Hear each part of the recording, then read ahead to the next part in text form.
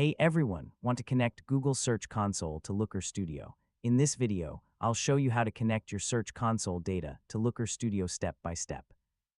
Yeah, this lets you build interactive reports to track search performance, clicks, impressions, and keyword data more easily. First, open your web browser and go to Looker Studio. Sign in with the Google account that has access to your Search Console property. Make sure you're using the correct account before continuing. Next, click the Create button and choose Report to start a new report.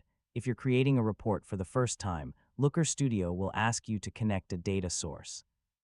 From the list of available connectors, select Search Console.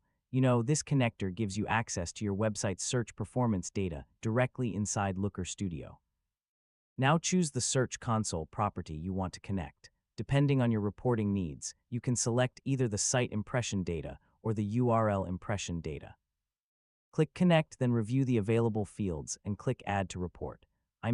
Looker Studio may ask for permission to access your Search Console data if it's your first time using the connector. Once the data source is added, begin creating charts, tables, and scorecards. You can display metrics such as clicks, impressions, average position, and click-through rate.